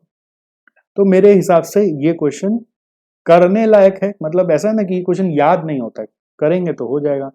2 क्वेश्चन को मिक्स करके बनाया गया, इसलिए मैंने इसको ए नहीं रखा, बहुत सिंपल नहीं है, बी कैटेगरी का सम है, बट फिर भी 4A करा जा सकता है। जैसे क्वेश्चन नंबर 3 मुझे लगा पूरा करा जा सकता है, रिकॉन्सिलेशन एबीसी वाला। क्वेश्चन नंबर 4 भी पूरा करा जा सकता है, प्रोसेस कॉस्टिंग है। अच्छा, 4A करा जा सकता है सर्विस कॉस्टिंग में। ये जो क्वेश्चन है ये इंश्योरेंस कंपनी का एक क्वेश्चन आया है, ठीक है, ये आईसीए मैट में अभी पेज नंबर 12.43 में दिया हुआ है, और ये बनता नहीं अगर आपका ये सम किया हुआ ना हो, ये सम नहीं किया हो तो बनेगा नहीं, पहले से नहीं किया तो बनेगा नहीं। इंश्योरेंस कंपनी का क्वेश्चन है, इसमें क्या है, आपको खर्चा का बहुत सारा नाम दिया हुआ है, ठीक है, और आईटी कॉस्ट पे ब्लैंक मार दिया है। बोले नंबर ऑफ पॉलिसी सोल्ड है 2800, total insured value of policy है 3,500 करोड़। पॉलिसी का इंश्योरेंस वैल्यू होता है ना, इंश्योर्ड वैल्यू, ये कितना, मतलब कोई अगर पॉलिसी का मेच्योरिटी आएगा तो सामने वाले को कितना मिलेगा, तो 3,500 करोड़ है। फिर कॉस्ट पर रूपी ऑफ इंश्योर्ड वैल्यू 0.002, तो इन दोनों को मल्टीप्लाई करने से पता चल गया कि टोटल कॉस्ट आ रहा है 7 करोड़, ठीक है, टोटल कॉस्ट पता चल गया वो कितना है 7 करोड़। 3,500 इंटू 0.002 करने से आ रहा है 7 करोड़, तो ये टोटल कॉस्ट, इसका मतलब हो गया कि इन सब का टोटल है 7 करोड़, तो आईटी कॉस्ट बैलेंसिंग फिगर से निकल जाएगा। क्वेश्चन बोल रहा है कैलकुलेट करो टोटल कॉस्ट फॉर कोविड-19 insurance policy segregating the cost into 4 main activities namely marketing and sales, operations, IT cost and support. अब इसमें कौन सा सपोर्ट है, कौन सा आईटी है, कौन सा ऑपरेशंस है, कौन सा मार्केटिंग एंड सेल्स है, इसमें कंफ्यूजन आता है। सिर्फ सिंपल सा खाली आईटी कॉस्ट, ये तो सबका सही होगा, बट बाकी सब में ना मिस्टेक्स हो सकता है, इसीलिए ये मैंने आईसी मैट को ध्यान में रखते हुए ये सब सेग्रीगेशन के सेम सम है, वो आईसी मैट में आपको सेम सम मिल जाएगा, मैंने पेज नंबर रेफरेंस के लिए लिख दिया है, लेटेस्ट मैट को आप खोल के देखिएगा।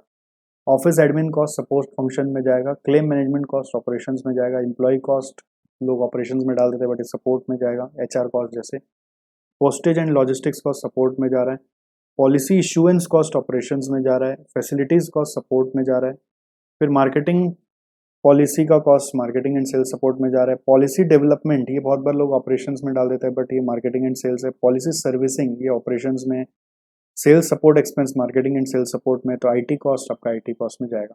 तो आपको बस 4 हेडिंग बनाना है, marketing and sales support, operations, IT cost और सपोर्ट फंक्शन, उसके अंदर जो जो आइटम जाएगा वो आइटम को दे दे के टोटल लेके फिर ग्रैंड टोटल करना है, टोटल कॉस्ट। और फिर पूछ रहा है, बहुत इजी है, टोटल कॉस्ट पर पॉलिसी बताओ, तो कॉस्ट टोटल तो मालूम है 7 crore, divide by number of policy कर देंगे तो आ जाएगा। तो मेन जो ट्रिक था इसमें सेग्रीगेट करने का ट्रिक था, इसलिए मैंने इसको बी बनाया, क्यों, क्योंकि अगर किया हुआ है तो वापस मेहनत करना पड़ा, और नहीं किया हुआ है तो ये सी कैटेगरी भी हो सकता है। तो क्वेश्चन 3 पूरा हो रहा है, क्वेश्चन 4 का ए ही हो पा रहा है। ठीक है, प्रोसेस कॉस्टिंग का यही हो पा रहा है। क्वेश्चन सर्विस कॉस्टिंग का ये क्वेश्चन तभी हो पाएगा जब आपका ये सेम क्वेश्चन किया हुआ है। ठीक है, तो ये सब चीज़ से लड़ने के लिए, समझने के लिए, पेपर का जिस तरह का लेवल आ रहा है दोस्तों, हम लोग प्रैक्टिस क्लास करा रहे हैं अपने वेबसाइट सॉरी यूट्यूब चैनल पर। ऐसा प्रैक्टिस क्लास आपको कहीं नहीं मिलेगा जिसमें सारा पास पेपर, सारा इंस्टीट्यूट मैट का क्वेश्चन, सारा का सारा आरटीपी, सारा का सारा एमटीपी। एक हमारा बुक है कॉस्टिंग का नया भी निकाले, दिव्य जड़ी बूटी बुक। वो दिव्य जड़ी बूटी बुक से एक सारा सम्स करा रहे हैं, जो बेसिकली आईसीए मैट, पास पेपर, आरटीपी, एमटीपी को मिला के एक बुक बनाया गया है। और वो करे बिना आपसे होगा ही नहीं एग्जाम में, क्योंकि एग्जाम में क्या होता है, कोई भी दो को मिला के एक दे रहा है, कभी कभी कॉपी दे रहा है, कभी कभी आउटसाइड दोज क्वेश्चंस भी आ रहा है। तो आउटसाइड वाला चलो ऑप्शंस में निकालोगे तो बाकी सब तो आना चाहिए। तो बाकी सब के लिए आप सिर्फ और सिर्फ अगर बोलोगे सर हम क्लास का मटेरियल का कर ले जाएं आपका तो हो जाएगा, तो क्लास मटेरियल में कितना सम्स आपको कराएंगे कोई भी टीचर? वो तो खत्म नहीं होगा आपका सिलेबस कभी भी। क्लास में एक एक चैप्टर पे कितना समय देंगे हम लोग? ये प्रैक्टिस क्लास में एक एक चैप्टर में 30-30 क्वेश्चन, 40-40 क्वेश्चन कर रहे हैं, उतना क्वेश्चन थोड़ी क्लास में संभव है। तब तो क्लास ही एक ही सब्जेक्ट का चलता रह जाएगा। तो क्लास में कंसेप्ट सीख लेते हैं, उसके बाद प्रैक्टिस करना पड़ता है। हर सम करते करते फिर और भी कुछ कुछ नया नया आता है, तो हम लोग को हैंडल करना सीखना पड़ता है। क्लास में सारा सम्स नहीं हो सकता एक एक चैप्टर में। इतना सम्स अगर होगा तो क्लास में फिर क्लास का सिलेबस ही नहीं खत्म होगा। क्लास में तो पहला प्रायोरिटी रहता है कि कॉन्सेप्ट बताओ, कॉन्सेप्ट को समझाओ, एग्जाम्पल्स दो, उस एग्जाम्पल्स को क्लियर करने के लिए एक दो क्वेश्चन कराते रहते हैं हम लोग, और थोड़ा बहुत आपको इंगेज करके रखने के लिए होमवर्क देते रहते हैं। बट उसमें जितना क्वेश्चन करना चाहिए प्रैक्टिस, वो सारा का सारा नहीं हो पाता है। वो सब आपको खुद से करने बोला जाता है कि इसके बाद जाके इंस्ट्रूमेंट से सारा सम्स कर लीजिएगा, बट आप करते नहीं हो, इसलिए वो प्रैक्टिस क्लासेस बनाई गई है। खैर, 4B इसलिए टफ था क्योंकि ये अगर नहीं किया हो तो ये सेग्रीगेट नहीं कर पाते, सेग्रीगेशन का मार्क्स कट जाएगा अगर गड़बड़ हुआ है तो। बट अदरवाइज टोटल कॉस्ट निकालना तो आसान था, उसका मार्क्स तो मिलेगा ही कुछ, और कॉस्ट पर पॉलिसी का भी मार्क्स मिलेगा। ऐसे ये 5 ही मार्क का है तो बहुत ज़्यादा इसमें स्ट्रेस नहीं अगर इसमें गलत भी हुआ तो। बट 4 का जो सी पार्ट है ये बहुत आसान है, कॉन्ट्रैक्ट कॉस्टिंग का क्वेश्चन है। इसमें कॉन्ट्रैक्ट का वैल्यू दिया हुआ है 10 lakh. Value of work completed up to February 28 was certified by the architect, and as a matter of policy, contractee has retained 1,30,000 as retention money, which is 20% of certified work and paid the balance amount. तो अगर 1,30,000 20% के equivalent है तो work certified क्या हो जाएगा? 1,30,000 by 20% करने से 6.5 लाख आ जाएगा। कैसे आया? 1,30,000 बाई 20% करने से आ गया। और फिर 6.5 लाख में 1,30 अगर रिटेंशन कर लिया तो बाकी का 5-20 कैश मिल चुका है। फिर cost of work completed subsequent to architect certificate was 30,000, तो ये हो गया कॉस्ट ऑफ वर्क अनसर्टिफाइड। फिर एक्सपेंडिचर सारा 5,10,000 है। मटेरियल एट साइट 20,000 का है। स्पेशल प्लांट 40,000 का परचेज किया था, बट काम खत्म, सॉरी 31 मार्च के बाद समय उसको वैल्यू किया गया तो 25,000 आया, तो डेप्रिसिएशन हो गया 15,000 का। क्वेश्चन बोल रहा है कंप्यूट करो वैल्यू ऑफ वर्क सर्टिफाइड, जो आ गया 6.5 लाख। कैश रिसीव्ड जो आ गया 5,20,000। फिर बोल रहे हैं नोशनल प्रॉफिट निकालो, उसके लिए छोटा सा कॉन्ट्रैक्ट अकाउंट बना दोगे। सारा खर्चा डेबिट किया 5,10। क्लोजिंग स्टॉक एट साइट वहीं पे 5,10 से भी माइनस कर सकते हो, या 20,000 क्रेडिट साइड में लिख सकते हो। डेप्रिसिएशन का 15,000, या फिर डेप्रिसिएशन की जगह प्लांट का 40,000 यहाँ पे 25,000 वहाँ पे लिख सकते हो, एक ही बात है। फिर वर्क सर्टिफाइड 6.5 लाख मैंने क्रेडिट में लिख दिया, अनसर्टिफाइड 30,000 लिख दिया, नोशनल प्रॉफिट आ गया बस। आप चाहो तो उसको cost of production up to date निकाल कर फिर बीडी करके सर्टिफाइड अनसर्टिफाइड दिखा के नोशनल प्रॉफिट निकाल सकते हो, या फिर यहीं पे सब घुसा के एक बार में नोशनल प्रॉफिट निकाल दिया। सिंपली कर दिया, छोटा सा ही क्वेश्चन है 5 मार्क का। ठीक है, तो मेरे हिसाब से 3 और 4 किया जा सकता है, मतलब 4 में उतना रिस्क नहीं है, है ना। 2 में रिस्क था, 1 तो करना ही पड़ता है। ठीक है, तो 2 में कॉस्ट शीट का रिस्क बढ़ गया था। बट मान लीजिए अब एग्जाम में कैसे प्लानिंग करा होगा कोई बच्चा, वो तो नहीं पता है, होता है ना कई बार कॉस्ट शीट में एक इमोशन रहता है तो लगता है कॉस्ट शीट तो कर ही लेंगे। बट 2 का अगर आप देखेंगे तो बी और सी बहुत ईजी था। वो लालच दे देता है कि चलो 10 मार्क डूबेगा, बट ये 10 मार्क तो आ जाएगा हाथ में, कॉस्ट शीट में कुछ तो हाथ में आएगा, 2-4 नंबर तो हाथ में मिलेगा ही, ऐसा भी बहुत बार मन में चाहत होता है। ठीक है, नेक्स्ट आइए आप क्वेश्चन नंबर 5 देखिए। 5 है स्टैंडर्ड कॉस्टिंग का। अगेन थोड़ा सा रीड करने में दिक्कत है इस क्वेश्चन में, बट इस तरह का क्वेश्चन हम लोग करते हैं, प्रैक्टिस में आता है हमारे। एग्जैक्ट नहीं है, थोड़ा लैंग्वेज को घुमाया कराए, देखते हैं कैसे इसको, इसीलिए बी और सी में डाला है कि माथा लगा के करना पड़ेगा, या फिर स्टैंडर्ड कॉस्टिंग से थोड़ा डर लगता है लेबर वेरिएंस से, ऐसे ही बहुत लोग हो तो वो लोग सी में डाल देंगे, मतलब उनको बहुत ट्रिकी लगेगा। तो इसमें क्या बोल रहा है देखो, 25 unit per hour in manufacturing department हम लोग बनाते हैं जहाँ पे 100 आदमी मिलके काम करता है।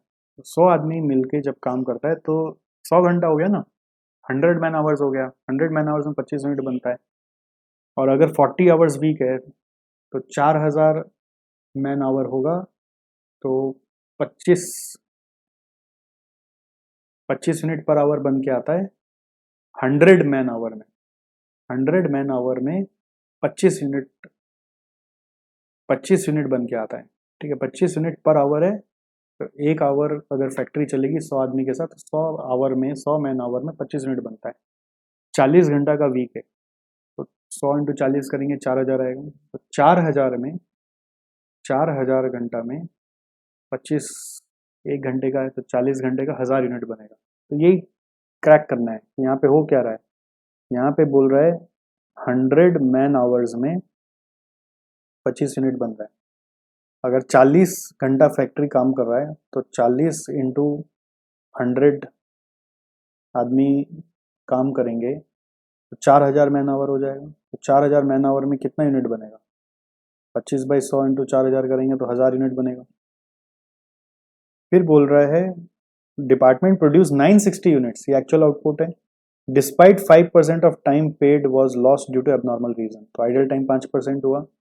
Hourly wage rate actually paid were 6.26 and 5.7 respectively to Group A consisting of 10 worker, Group B consisting of 30 worker and Group C consisting of 60 worker. ठीक है, The standard wage rate per labor hour is same for all the workers. Standard wage rate अगर सब में same है, इसका मतलब है कि स्टैंडर्ड मिक्स कुछ नहीं एग्जिस्ट करता है। लेबर एफिशिएंसी वेरिएंस 240 फेवरेबल है, तो इसको यूज किया हमने। 240 फेवरेबल को अगर हम यूज करेंगे तो स्टैंडर्ड रेट ऑफ वर्कर्स निकल जाएगा, क्योंकि एक्चुअल रेट हम लोग को दिया हुआ है, सॉरी एक्चुअल आवर्स हम लोग को देखना पड़ेगा कितना देर का काम उन लोगों ने किया है। मैं आपको सब समझाऊंगा, ये भी अब मत देखो, तुरंत नहीं समझ में आएगा। इसके मदद से बस स्टैंडर्ड रेट निकलेगा, ये पता चल रहा है। तो मैंने एनालिसिस ऑफ डेटा किया पहले। ठीक है, क्वेश्चन में नीचे में पूछ रहा है आपको labour cost rate, gang variance मतलब होता है मिक्स वेरियंस, ये सब आपको पढ़ाया हुआ क्लास में, मालूम होगा, यील्ड वेरियंस और आइडल टाइम वेरियंस। फिर इसके बाद आपको पहले एनालिसिस ऑफ डेटा किया मैंने, 25 यूनिट इंटू 40 घंटा फैक्ट्री खुला रहता है, तो 1000 यूनिट हम लोग बना लेंगे। उसके लिए ABC 3 ग्रुप ऑफ वर्कर है, बट उसका ब्रेकअप नहीं दिया हुआ, क्वेश्चन मार्क इसलिए डाल दिया। तीनों मिला के 4000 घंटा होगा, और उसका स्टैंडर्ड रेट 6 में कैसे निकाला, वो तो एफिशिएंसी वेरिएंस आएगा, वो दिख जाएगा आपको बाद में कैसे आया। फिर एक्चुअल में 960 यूनिट बनाया, क्वेश्चन में बोला है 3 ग्रुप ऑफ वर्कर्स हैं, उसमें 10, 30 और 60 आदमी है। टोटल घंटा काम जो हुआ है वो तो 40 घंटा ही हुआ होगा, 40 आवर्स वीक है, तो सबका आवर्स आ गया 400, फिर एक 1200, फिर 2400, टोटल मिला के 4000 है। प्रोडक्टिव आवर्स उसमें से 5% मैंने कम कर दिया, बाकी का आइडल हो गया। तो जो भी यहाँ पे फिगर आया 400 का, उसमें 5% कम किया तो 380 हुआ, तो टोटल प्रोडक्टिव आवर्स हो गया 3800।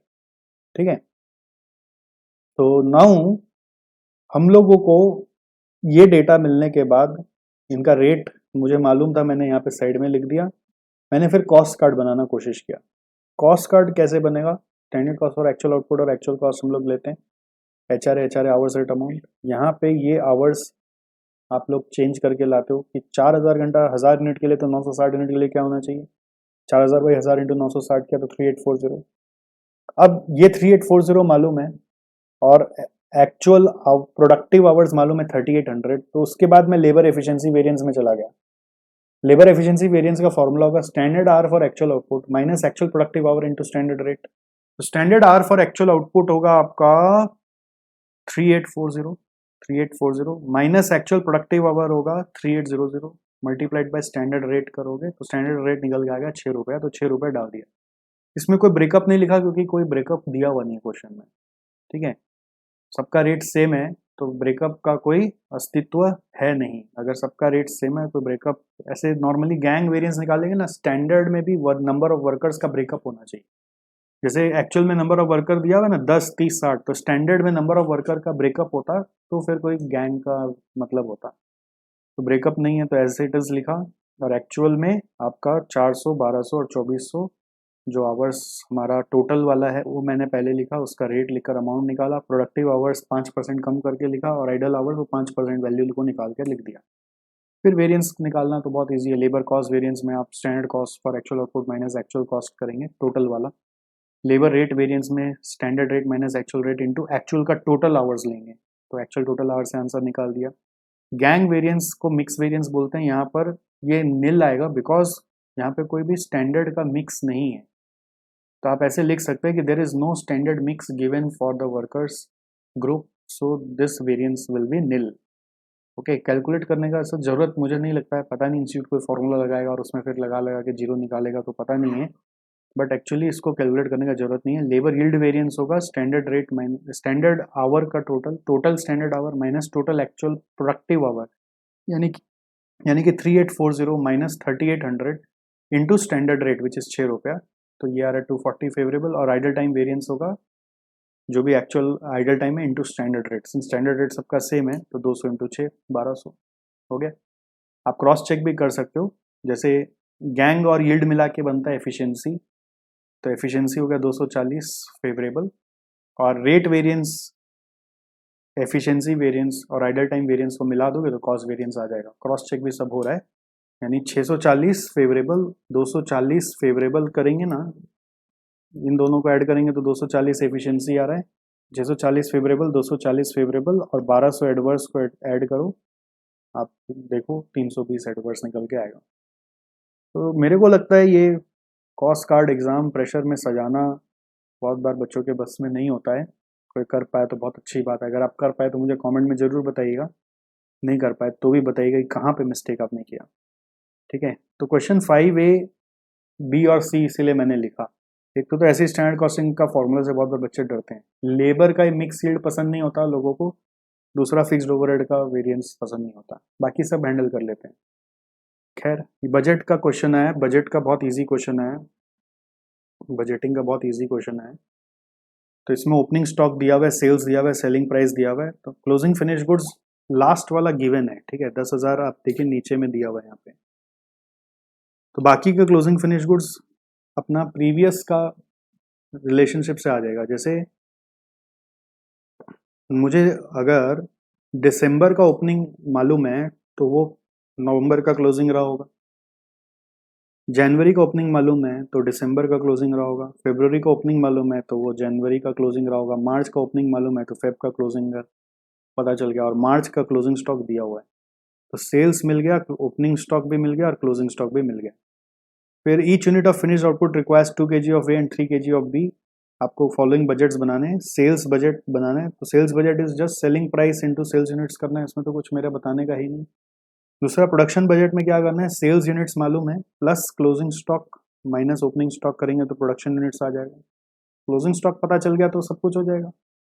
और फिर बोल रहा है मटेरियल बजट बनाओ for material A and B separately, तो जितना प्रोडक्शन यूनिट्स आएगा पार्ट 2 में मल्टीप्लाइड बाई मटेरियल ए के लिए 2 kg से मल्टीप्लाई करेंगे और मटेरियल बी के लिए 3 kg से मल्टीप्लाई करेंगे। मतलब बेसिकली मटेरियल कंजम्पशन बजट आ रहा है, मटेरियल का स्टॉक का कोई डिटेल नहीं है तो और आगे हो नहीं रहा। तो ये बहुत ईजी है, 10 मार्क लॉटरी था फंक्शनल बजट्स का क्वेश्चन, मेरे हिसाब से ये आराम से हो जाएगा। ठीक है, और 6 नंबर अब थ्योरी का क्वेश्चन है।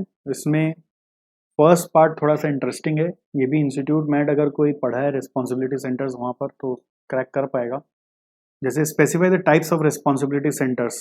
रिस्पॉन्सिबिलिटी सेंटर्स के टाइप क्या क्या होते हैं, एक होता है इन्वेस्टमेंट सेंटर, दूसरा होता है प्रॉफिट सेंटर, तीसरा होता है रेवेन्यू सेंटर, चौथा होता है कॉस्ट सेंटर। बहुत लोगों को तो यही नहीं पता होता है। हम लोग ने कॉस्टिंग इंटर थ्योरी मैराथन बोल के पूरा क्लास कराया था, उसमें सब कुछ पढ़ा दिया, पढ़े आप नहीं पढ़े पता नहीं, खैर नहीं है छोड़ो, इसलिए उसको बी कैटेगरी में डाला है, या फिर ये किसी किसी के लिए सी भी हो सकता है।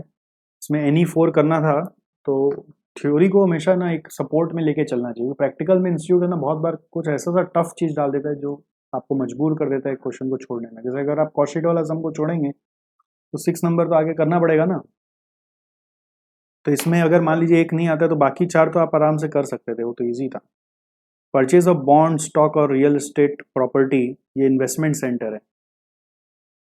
ठीक है, फिर ticket counter in railway station revenue centre है। Decentralise branches of on organisation profit centre है। Maharatna, Navratna, Miniratna, public sector undertaking of central government, ये सारे इन्वेस्टमेंट सेंटर है, ये लोग अपना डिसीजन सारा खुद लेते हैं। फिर sales department of an organisation, of course revenue centre है। परचेज लिखा हुआ है तो बहुत लोगों को लग रहा होगा परचेज मतलब शायद ये कॉस्ट सेंटर हो, बट दिखने से लग रहा है बॉन्ड, स्टॉक और रियल एस्टेट वगैरह आप खरीद रहे हैं तो इन्वेस्टमेंट सेंटर लग रहा है। ओके, सो ये इसका आंसर है। फिर पूछा आपको what is margin of safety and what does a large margin of safety indicates. इसका मतलब ये है कि मार्जिन ऑफ सेफ्टी कैसे कैलकुलेट करते हैं वो बता दो, और फिर लार्ज मार्जिन ऑफ सेफ्टी का मतलब क्या हुआ कि the company is having lower fix cost, it's break even has been achieved earlier, it has high ability to generate profits. How do you calculate margin of safety? उसका formula लिख के बता दो। मार्जिन ऑफ सेफ्टी क्या है पहले definition लिखो, फिर फॉर्मूला निकाल के बता दो। फिर Rowan bonus system does not motivate a highly efficient worker as a less efficient worker and a highly efficient worker can obtain same bonus under this system. इसको डिस्कस करना पड़ेगा एक एग्जांपल लेके। इस तरह का क्वेश्चन आपका इंस्टीट्यूट मैट में दिया हुआ है और क्लास में भी कराया हुआ होता है, जिसमें वो बताना पड़ता है कि हाईली एफिशिएंट वर्कर यहाँ पे डीमोटिवेटेड क्यों रहेगा, क्योंकि उस एक लेस एफिशिएंट वर्कर को भी उतना ही बोनस मिल सकता है। इसको एक एग्जांपल से बताना थोड़ा सा कॉम्प्लिकेटेड है, अगर आपको वो एग्जांपल याद नहीं है तो उसमें एक दो वर्कर को अज्यूम कर लेंगे, मिस्टर एक्स मिस्टर वाई, ठीक है। दोनों का टाइम अलाउड मान लो 10-10 घंटा है, दोनों का टाइम टेकन, एक का 3 घंटा ले लो, एक का 7 घंटा ले लो। और ऐसा लो कि अपोजिट दिखे दोनों, टाइम सेव्ड इसका 7, इसका 7, इसका 3, ठीक है। मान लो वेज रेट पर आवर दोनों का 10-10 रुपया है, तो क्लियरली आपको समझ में आ रहा होगा टाइम सेव्ड कौन ज़्यादा किया, तो ये एक्स ज़्यादा किया तो ये हाईली एफिशिएंट है, ठीक है। मिस्टर वाई टाइम सेव बहुत कम दिखाया तो वो एफिशिएंट नहीं है। तो रोवन के हिसाब से बोनस निकालोगे, रोवन बोनस जब आप निकालोगे तो फॉर्मूला आपको मालूम है, time taken by time allowed into time saved into rate, तो ये काट कुट के 21 रुपये आ रहा है। और इधर भी टाइम टेकन है 7 बाई टाइम अलाउड है 10 इंटू टाइम सेव्ड है 3 इंटू रेट है 10, तो ये भी 21 रुपये आ रहा है। तो यही क्वेश्चन में प्रूफ करके दिखाना था, ठीक है, अपना मन से एग्जाम्पल क्रिएट करके। तो वो एग्जाम्पल अगर पढ़ा हुआ है तो ही आप कर पाओगे। फिर एक नया चीज़ आया, बिल्ड ऑपरेट ट्रांसफ़र क्या होता है। ये सर्विस कॉस्टिंग में इंस्टीट्यूट मैट में दिया हुआ है, इंस्टीट्यूट मैट में सर्विस कॉस्टिंग चैप्टर में जाके देखोगे वहाँ दिया हुआ है, ठीक है। बिल्ड ऑपरेट ट्रांसफ़र का कॉन्सेप्ट होता है जिसमें गवर्नमेंट अपना काम प्राइवेट वाले कंपनियों से करवाता है इन दिस मॉडल, जिसमें उनको बोलता है तुम बिल्ड करो, जैसे रोड बनाओ, ठीक है, हाईवे बनाओ, ऑपरेट करो। ऑपरेट करो मतलब तुम उसको चलाओ और अपना बनाने का खर्चा निकाल लो, अपना प्रॉफिट कमा लो, और फिर एक सर्टेन पीरियड के बाद गवर्नमेंट को वापस सौंप के चल जाना, ट्रांसफ़र कर देना। तो that is build operate transfer model. And how is toll rate computed. Toll rate compute करने के लिए normally social cost benefit analysis का कॉन्सेप्ट लगता है, ये सब क्लास में नहीं पढ़ाया हुआ होता है, ये सब नया नया इंस्टीट्यूट मैट में May 21 का मैट में दिया हुआ, और ये सब के लिए मैं प्रैक्टिस क्लास लगा रहा हूँ कि ये सब भी अब आपका छूटे नहीं, सब कुछ जो इंस्टीट्यूट से पूछा जा रहा है या इंस्टीट्यूट मैट में दे रहा है सब कवर हो जाना चाहिए। टॉल रेट कैसे कंप्यूट होता है, जैसे it is calculated based on कि कितना का फ्यूल आदमी का बच रहा है, ईज ऑफ ट्रैवलिंग कितना हुआ है, ठीक है, फ्यूल कितना बच रहा है, समय कितना बच रहा है हाईवे पे जाने से, और कितना कन्वीनियंट आपको रोड वगैरह मिल रहा है, उसके बेस पे टोल रेट निकाला जाता है। ये इंस्टीट्यूट मैट में आपको खोल के पढ़ना पड़ेगा, सर्विस कॉस्टिंग में घुसो देखो मिल जाएगा। इसको इसलिए मैंने सी कैटेगरी डाला है, ये बहुत बार लोगों का नहीं पढ़ा हुआ होता है, ठीक है। तो हो सकता है आप ए में रिस्क लेंगे, डी का रिस्क आप शायद नहीं ले पाएंगे अगर नहीं पढ़े हैं तो। Write short note on VED analysis of inventory control. VD मतलब होता है वाइटल एसेंशियल डिजायरेबल। वाइटल मतलब जिसके बिना चलेगा ही नहीं, ऐसा मटेरियल जिसके बिना चलेगा नहीं। इसका एग्जांपल देना चाहिए, जैसे कि हॉस्पिटल वगैरह में लाइफ सेविंग ड्रग्स, जिसके बिना आप हॉस्पिटल चला ही नहीं सकते। एसेंशियल मतलब जिसके बिना अभी तो चल जाएगा बट कुछ दिन बाद वो चाहिएगा ही चाहिएगा। कुछ अदर टाइप ऑफ मेडिसिन होते हैं ना, जिसके बिना अभी तो चल जाएगा लेकिन थोड़ा दिन बाद वो चाहिएगा ही चाहिएगा। और डी फॉर डिज़ायरेबल मतलब वो ऐसे कभी भी नहीं चाहिए, उसके बिना भी हमेशा चलेगा, बट अगर रखो तो बेटर है। कुछ और भी डिफरेंट टाइप ऑफ, मान लीजिए कोई है जैसे अभी ग्लव्स वगैरह आप रखते हैं, कुछ और प्रोटेक्टिव मटेरियल वगैरह आप रखते हैं, जो रखने से और बेटर हो सकता है आपका सर्विस, बट उसके बिना भी काम चलता है, ठीक है। तो ये मटेरियल कॉस्टिंग में दिया हुआ है, आप उसको देख के पढ़ लेंगे। और आप देखिए इसी के साथ मैंने पूरा पेपर आपको रिव्यू करके बता दिया। मेरे राय में तो मैं जब से पेपर रिव्यूज़ कर रहा हूँ, आप अगर मेरे पुराने पेपर्स को भी देखोगे, जैन का भी मैंने किया था, नवंबर का भी किया था, मैं पेपर रिव्यूज़ जब भी कर रहा हूँ ना, मैं तो पूरा सॉल्यूशन करके दे रहा हूँ आपको। हमारे टेलीग्राम चैनल में सब सॉल्यूशन आपको मिल जाएगा, आपको वीडियो में भी दिख जाएगा। मेरे हिसाब से पेपर लेंदी आ रहा है। एक केशव झुंझुनवाला मेरा स्टूडेंट था जिसका 90 मार्क्स आया था कॉस्टिंग में, उससे भी मैंने पूरा पूछा था, पर पेपर 3 घंटे में होता नहीं है अगर आप पहले से मॉक टेस्ट पेपर नहीं देते हो। एक मॉक टेस्ट देने से क्लियर हो जाता है कि मेरा कहाँ पे मेरे को स्पीड बढ़ाना है, कहाँ पे मेरा कमी रह गया, अपने आप सेल्फ रियलाइजेशन होता है। हम लोग अपने स्टूडेंट्स को हर चैप्टर का मॉक टेस्ट देते हैं, ठीक है, अपने वेबसाइट के थ्रू, LMS के थ्रू उनको देते हैं। करते कितना है, बहुत कम, क्योंकि उनको लगता है सिलेबस ही कर ले, टाइम नहीं है। फिर क्लास खत्म हो जाती है, उसके बाद मॉक टेस्ट अलग से 3-3 घंटे का भी करवाते हैं, अभी भी हमारे वेबसाइट पर होस्टेड है, अगर आप जाके देना चाहते हैं तो। उसमें पेपर चेक करके आपको दिया जाता है, आपको 3 घंटे में टेस्ट देना पड़ेगा। आपको मैं दिखा रहा हूँ, बट आप बोलते हो हम नहीं देंगे सर, टाइम ही नहीं मिल रहा है। टेस्ट देखो, वेबसाइट में टेस्ट बोल के आपको दिखेगा, सब सब चीज़ का है, CA इंटर का। नेक्स्ट पेज में जाओगे तो CA फाइनल का भी मिलेगा, है सारा ही। हम लोग मेहनत करते हैं, बट आप चला के नहीं आओगे तो हम कैसे आपको पकड़ के लाएं? हम तो कोई स्कूल में नहीं पढ़ा रहे ना, आपको तो एफर्ट देना पड़ेगा। आप उस केशव झुंझुनवाला का इंटरव्यू को देखना हमारे यूट्यूब चैनल में, तो आपको समझ में आएगा मैं क्या बोलना चाह रहा हूँ। केशव झुंझुनवाला,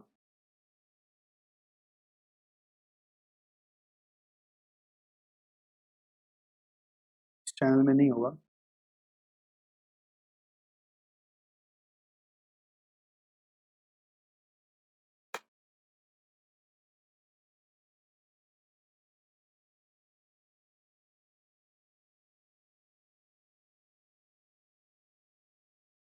ये रहा, 90 आया था। पूरा ऑनेस्ट इंटरव्यू दिया था, पूरा बताया था कि सर मैं कैसे पढ़ा था, क्या चैलेंजेस आते हैं कॉस्टिंग पेपर में। थ्योरी को भी स्ट्रेंथ बनाना चाहिए, क्योंकि प्रैक्टिकल में कभी कभी अटक जाता है हम लोगों का। तो आप थ्योरी इग्नोर करोगे तो कैसे चलेगा? इसीलिए तो हम लोगों ने अपने पूरे यूट्यूब चैनल पे भी एक नया पूरा एक रेवोल्यूशन चालू किया है। आप इसका फ़ायदा ले रहे कि नहीं मेरे को नहीं पता, बट मैं आपको दिखा देता हूँ। SGC इंस्टीट्यूट में आप जाओगे, यहाँ पे आप देखोगे ना, CA inter costing practice classes, ये देखो कितना वीडियोस डाला है। मैराथन रिवीजन एक अभी डाला है, और इसमें भी 5 ही चैप्टर है, हुआ तो और भी डालेंगे सब समय जैसे जैसे मिलेगा। How to prepare for CA inter costing, इसका वीडियो जरूर देखिएगा, आपको पूरा क्लियर होगा जो मैं बोलना चाह रहा हूँ, उसका डिटेल में आपको सब समझ में आएगा। और फिर कॉस्टिंग थ्योरी मैराथन जो मैं आपको बोल रहा था, मैं सारा थ्योरी बताया हुआ है, बट अगेन इसके बाहर से भी थ्योरी आ गए। इंस्टीट्यूट बोलता है मेरा पूरा मैट पढ़ के आओ, जो मैं पूछा हूँ वो तो पढ़ो ही, और जो नहीं पूछा हूँ वो भी पढ़ो। तो कुछ कुछ जैसे बिल्ड ऑपरेट ट्रांसफर तो पहले नहीं आया हुआ है, तो इस बार आ गया, अब पढ़ेंगे। तो अब देखो इसमें मैंने कॉस्ट शीट कराया है, लेबर करा दिया, अभी ओवरहेड्स करा दिया, चल रहा है, ये खत्म नहीं हुआ। मटेरियल हो गया। इंस्टीट्यूट मैट के हिसाब से वॉल्यूम 1 मेरा पूरा हो चुका है, मैं वॉल्यूम 2 में आ चुका हूँ। हर रोज करा रहा हूँ, यूट्यूब में लाइव आके करा रहा हूँ। अभी तो सोच रहा हूँ अभी लाइव नहीं करा के अभी थोड़ा वीडियो रिकॉर्डिंग करके डाल दूँ। खैर इसमें सारा आएगा, पॉइंट है कि आपको करना है, आप स्किप मत करिए कृपया करके, समय निकालिए कैसे भी, और बस करना क्या है, वीडियो ऑन करना है। और इंस्टीट्यूट मैट शुरुआत में सारा इंस्टीट्यूट मैट से करा रहे हैं, इंस्टीट्यूट मैट ओपन करो और एक एक सम को वीडियो के में मैं जैसे जैसे मैं करा रहा हूँ वैसे वैसे सुनते सुनते करते चलो। या तो कॉपी बना लो, एक बेस्ट होता है कॉपी बना लो, प्रैक्टिस कॉपी, उसमें लाइन बाय लाइन क्वेश्चन 1 2 3 करते चलो और मार्किंग करते चलो, कौन सा क्वेश्चन टफ लग रहा है बहुत, क्या क्या ट्रिक्स है किस किस क्वेश्चन में, ट्रिक्स। और पूरा पूरा क्वेश्चन मार्किंग नहीं करेंगे, क्वेश्चन में क्या क्या ट्रिक्स है उसको मार्किंग करते हुए चलेंगे। That is the way to do, यही एक तरीका है पढ़ाई करने का। हम लोग तो ऐसे ही किए थे, इसलिए एक एक बार में निकल गए। अब आप लोग खाली सिर्फ बार बार एक ही चीज पूछो, सर आपका ट्यूशन मैट कर ले, बार बार आप लोग के मन में एक ही आता है, सर इंस्टीट्यूट मैथ से इंपॉर्टेंट सम खाली बता दीजिए ना, एबीसी एनालिसिस बता दीजिए ना। What is this? इंस्टीट्यूट बोलता है क्या मेरा इंपॉर्टेंट सम करके आओ, इंस्टीट्यूट बोलता है मेरा पूरा सम्स करके आओ। कहाँ कहाँ से क्वेश्चन आ रहा है और आप बोलते हैं खाली इंपॉर्टेंट बता दो। ये सीए का एग्जाम है भाई, कोई बीकॉम का क्लास 11-12 का एग्जाम चल रहा है क्या? इंपॉर्टेंट क्वेश्चन बता दो। कैसे आप लोग डिपेंड हो जाते हो इंपॉर्टेंट क्वेश्चन पर? बताने वाले बता भी देते हैं और आप सुन के उसका चले भी जाते हो। तो थोड़ी ना कुछ आता है। एक दो फंस गया तो फंस गया, बस उसमें ही बस वाहवाही हो जाती, चलो एक तो फंस गया। ऐसे थोड़ी ना होता है। प्रैक्टिस नहीं किया तो नंबर कैसे आएगा? मैं तो अपने जान में बहुत मेहनत कर रहा हूँ। अब आप मेरे साथ लग जाओगे तो आपका भी मार्क्स आने लग जाएगा। कंसेप्ट तो है ही आपके पास। अब सम्स रिलेटेड जो ट्रिक्स है वो सम्स करके ही मिलेगा। खाली कंसेप्ट से सारा ट्रिक्स तो नहीं जान सकता ना इंसान दुनिया का। आ जाओ आ जाओ। पोथी पढ़ पढ़ जग मुआ, सीए बनया न कोई। दो चार सम जो प्रैक्टिस करे साथ में वो ही सीए बने। चलिए, thank you so much, take care, फिर मिलेंगे। ये जो पूरा शीट है ये हमारे टेलीग्राम चैनल से आपको डाउनलोड करने मिल जाएगा। वीडियो का डिस्क्रिप्शन में देखिएगा, लिंक है। अगर लिंक नहीं खुल रहा हो तो टेलीग्राम चैनल में चल जाइएगा, वहाँ पे सर्च करिएगा, एसजेसी इंस्टीट्यूट का टेलीग्राम चैनल है, ऐसे ही सर्च मारोगे टेलीग्राम में तो मिल जाएगा। Bye bye, all the best.